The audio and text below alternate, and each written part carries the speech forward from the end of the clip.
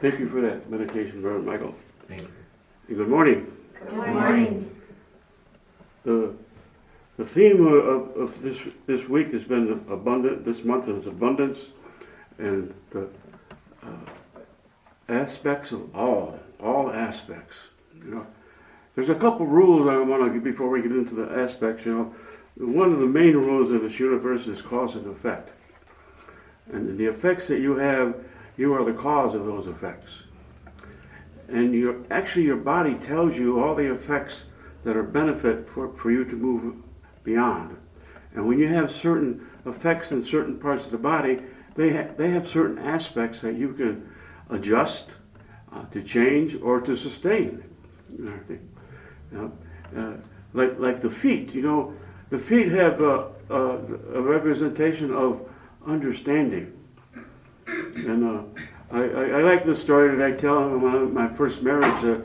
My wife was putting cans of soup away, and one fell and hit her on her right foot. And I was on the outside of it, you know, and I says, uh-oh, she's having a hard time understanding me. And so I mentioned that to her, and she almost hit me with a can. I found a long time ago is to be quiet on some of these aspects to get much further ahead and everything like this, you know. And so, but when something does happen to a certain part of your body, it tells you what aspect of life that is going on there and everything like this. And so when I have things going on in my feet area, what I do is say, I understand whether, you know, the left side of our body and the right is the female and the right side is the male, you know. And we have males and females in our life. So that takes care of the population, one of the principles of life. And then people are always doing things, and they're always going to places, you know. And when you go to places, those people are doing things. And so that's a representation of the aspects that are going on in your life too. And so when I have something going on, if it's on the outside of my foot, that's the outside influences in my life.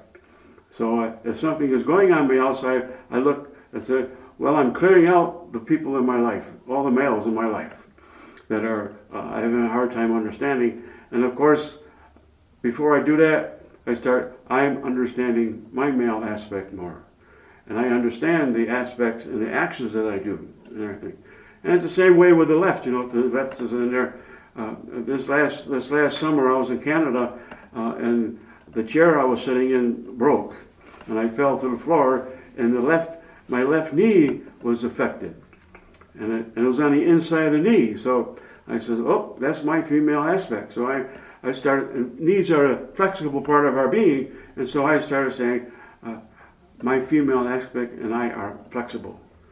And then within the day, it went away and everything. And so these things have a good construction on there to do. And so each part of your body has that for you. And so the aspects of our body are taught in the classes that we have here.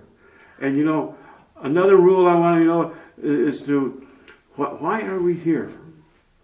Have you ever asked that question? Why are we here? The main reason I found is to know thyself. And your body lets you know who you are. And when there's certain parts of your body that are being affected, now I have to admit that I'm the cause of that. And so the causes are that of action. You know, you can't have a cause without an action.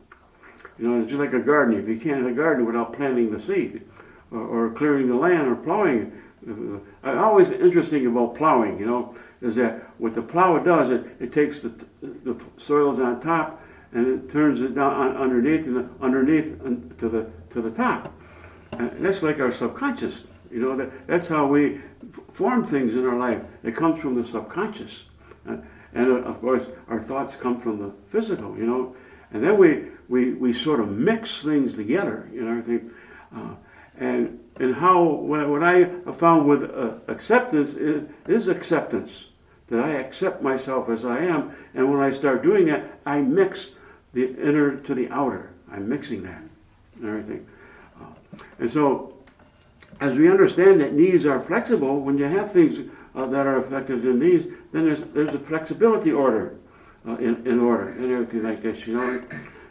And you know, you don't have to have these profound affirmations and everything like this, long-lasting affirmations. I had this one person come in here years ago, and she said, I have all these affirmations and nothing's happening. I said, well, come on in, let's take a look at them. So she came in, she brought in 10 pages of affirmations. So I took them up and ripped them up in front of her. And she was in shock. I said, we're going to go down to 3 affirmations, because this person was ready to get kicked out of her job and lose a lot of other things. And we settled on 3 short affirmations. Within 6 months, she come back, she, you know, those things really work. I get along with the people that I wasn't getting along with, and I got a $10,000 raise and everything. I said, well, nice. That's nice to hear and everything. And so some people, things happen quickly. Some people take a long time to happen today. And so if you're taking a long time for things to happen in your life, take a look at what your concentrations are. Are they long? Do you talking a long time on affirmations and everything like this? I found the shorter they are, the more precise they are, the more quicker they'll manifest in your life. And of course, we don't want to change our whole life at one time. We just want to change one person, place, or thing at a time. Because basically our life is people, places, and things. And if you really want to know who you are, pay attention to where you go. And the effects that you have in there tells you who you are. Sometimes that's not very pleasant. But you have the ability to change that if it's not pleasant. And everything. It's okay to have things that are unpleasant within you, because that's what keeps you alive in a way, because the negative and positive polarity is alive within us. And that's an aspect. Every time you think negative and positive, so that's good and bad. Well, a step in unfoldment is to take away that concept of good, that's good and bad. There's nothing that's good and bad. Everything is good and bad. And so I replace it with a 2-letter word, is. I am is. And my English teacher is probably rolling in her grave right now. And I really don't care if that person is, you know, but that's what I am. I am is, you know, and that encompasses all things that makes it more simple and everything. And so as we move along, we have a lot of flexible joints in our being. You know, we got our hips, we got our elbows, we got our wrists, even the feet and ankles that are understanding are flexible too. And so they represent certain conditions in aspects in our life. You know, if you got things in your ankle, then there's inflexibility in understanding. And you know, sometimes when you start a new course or you go to school and everything like this, if your ankles are kind of bothering you, that's because you're not understanding what the subject is, and that's quite common. You know, I remember my first year in university; it was very confusing for me and everything. But the more I went through it, the more I adjusted to it, and I got more comfortable with it. You know, the body lets you know what you can concentrate on to evolve and everything. And of course, we already touched the knees. You know, the hip is another flexible joint. You know, I found that a lot of older ladies break their hips. And you know why? Because they were not allowed to do their thing their way. They had a role to live, and they had to live that role. And so later on in life, they just rebel, you know, and it shows up. If you don't take care of these things, it's going to show up later on in life and everything. And so if you have been going through life and you are doing things other people's way, and it'd be time to start taking a step to start doing it your way. But how do I find out what is my way? Well, you have an all-knowing within you. And in the silence is where you make most of your development. That's where the most dynamic part of change takes place, is in the darkness. When you put a seed in the ground, you don't see the thing that's happening with that seed changing into a root and everything. But that's the most dynamic change that's going on. So much is happening in that, and you don't see it. So we have this idea of a goal and everything, and it's not happening. So if you plant out a garden, if you dig it up, what happens? It dies. And so we get upset because it's not happening, and we start talking to other people and say, why isn't this happening? And all of a sudden, it stops happening because you're not being patient enough to allow and understand the sequence of events.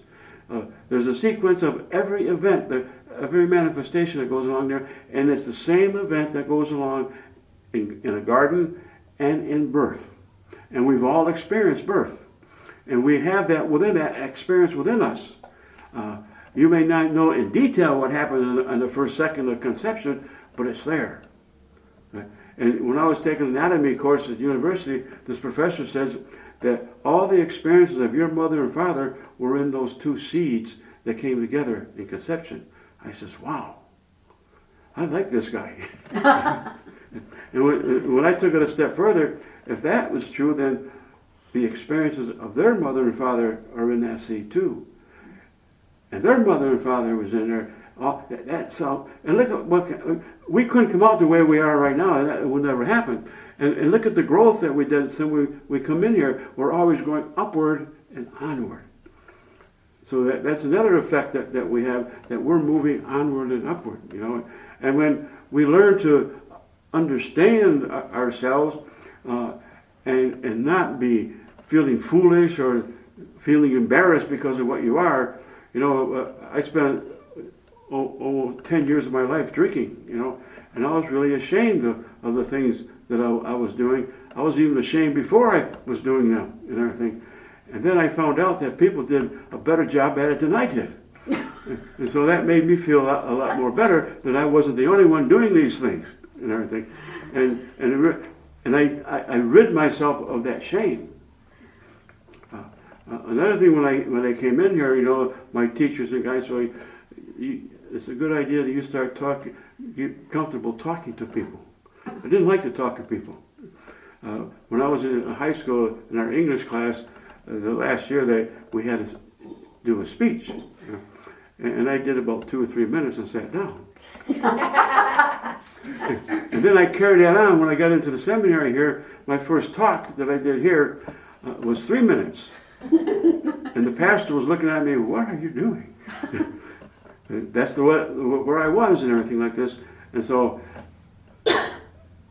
I took the advice to know more about myself and get more comfortable with what is happening. You know, I found there was quite a few things within me that no one understood, but it worked for me.